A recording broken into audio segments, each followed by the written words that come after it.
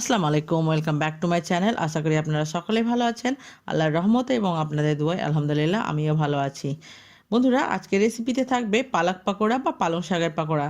যেহেতু এখন পালং শাকের সিজন, সেই জন্য এই পাকোড়াটা তৈরি করা কিন্তু খুবই সহজ হবে এবং খেতেও কিন্তু অতি সুস্বাদু। তাহলে বন্ধুরা, আমার চ্যানেলে যদি নতুন থাকবেন তো চ্যানেলটাকে অবশ্যই সাবস্ক্রাইব করবেন আর পাশে থাকা বেল আইকনটি প্রেস করে অল নোটিফিকেশান অন করবেন। আর প্লিজ আপনারা আমাকে সাপোর্ট করবেন। তাহলে চলুন দেখা যাক। এখানে আমি নিয়েছি পালং শাক। এটাকে আমি আগে থেকে ভালোভাবে ধুয়ে নিয়েছি এবং ধুয়ে এভাবে কুচো করে কেটে নিয়েছি। তারপরে আমি এখানে দিয়ে দিব স্বাদ মতো লবণ,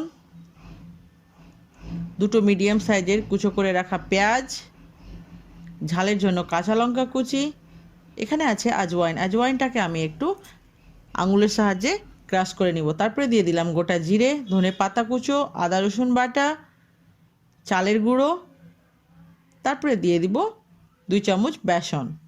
আমি 1 চামচ চালের গুঁড়ো ব্যবহার করেছি এবং 2 চামচ বেসন। প্রয়োজন মনে হলে আমি আবারও অ্যাড করব। আমি ভালোভাবে মেখে নিলাম, কিন্তু এখানে আরও আমার চালের গুঁড়ো এবং বেসনটা প্রয়োজন। আমি আবারও 2 চামচ বেসন দিয়ে দিব এবং 1 চামচ চালের আটা দিয়েছি। এবার আমি সম্পূর্ণটাকে ভালোভাবে মেখে নিব এবং মেখে হাতের সাহায্যে চেক করে নিব যে এটা একটা পাকোড়ার শেপে আসছে কি না। গ্যাসে আমি কড়াই চাপিয়ে দিয়েছি। কড়াইয়ে দিয়ে দিব আমি পরিমাণ মতো সাদা তেল। যেহেতু এটা ডুবো তেলে ভাজতে হবে, ওই জন্য তেলটা একটু বেশি দিতে হবে। তেলটা গরম হয়ে গেছে, মিডিয়াম হট আছে। এই পর্যায়ে আমি এক একটা করে শেপ নিয়ে পাকোড়াগুলোকে দিয়ে দিব। ছোট ছোট দিতে হবে এবং চুলোর আঁচটাকে কিন্তু মিডিয়াম টু লো হিটে রাখতে হবে। পাকোড়া ভাজার সময় কিন্তু কোনো পর্যায়ে চুলোর আঁচকে হাই হিটে করা যাবে না, নাহলে কিন্তু পাকোড়াগুলো উপর থেকে তো পুড়ে যাবে বা গোল্ডেন ব্রাউন হয়ে যাবে, কিন্তু ভিতর থেকে কাঁচা থেকে যাবে। সেই জন্য আমাদেরকে সব সময় কিন্তু চুলোর আঁচটাকে মিডিয়াম টু লো হিটের মধ্যে রাখতে হবে। 1.5 মিনিট হয়ে গেলে আমি একটু হালকা নেড়ে দিব এবং নেড়ে দিয়ে অপর পিঠটাকে পাল্টিয়ে দিব।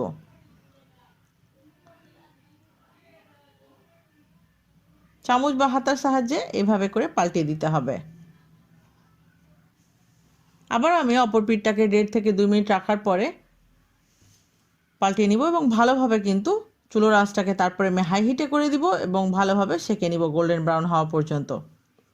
বন্ধুরা, এটা বিকেলের নাস্তায় খেতে কিন্তু বেশ খেতে ভালো লাগবে এবং মুড়ির সঙ্গে তো এটা আরও বেশি জমে যাবে। আপনারা একবার ট্রাই করবেন, তবে বুঝতে পারবেন যে স্বাদটা কতটা আলাদা। এই পর্যায়ে আমি চুলোর আঁচটাকে বাড়িয়ে দিয়েছি এবং বাড়িয়ে পুরোপুরিভাবে আমি এটাকে গোল্ডেন ব্রাউন করে নিব। অলমোস্ট রেডি হয়ে গেছে পাকোড়া। এবার আমি চুলোর আঁচটাকে বন্ধ করে দিয়েছি। এবার আমি এক একটা করে উঠিয়ে নিব। বন্ধুরা, আমার এই রেসিপি আপনাদের কাছে কেমন লাগলো অবশ্যই আমাকে কমেন্ট করে জানাবেন। আর আমার যে কোনো রেসিপি নিয়ে যদি আপনাদের কোনো প্রশ্ন থাকে তাহলে অবশ্যই আমাকে কমেন্টে লিখবেন। আর ভালো খান, সুস্থ থাকুন, আপনাদের দোয়াই আমাকে মনে রাখতে ভুলবেন না। এতক্ষণ আমার সঙ্গে থাকার জন্য অসংখ্য ধন্যবাদ। আমার রেসিপি ভালো লাগলে অবশ্যই একটা লাইক করবেন এবং ফ্যামিলি ফ্রেন্ডসদের সঙ্গে শেয়ার করবেন। দেখেন উপর থেকে কতটা ক্রিস্পি হয়েছে এবং ভিতর থেকে কিন্তু মুচমুচে এবং সফট। এটা আপনারা যে কোনো সস দিয়ে খেতে পারেন, খেতে কিন্তু খুবই টেস্টি এবং সুস্বাদু। আবার দেখা হবে নতুন কোনো একটা রেসিপির সঙ্গে। আল্লাহ হাফেজ।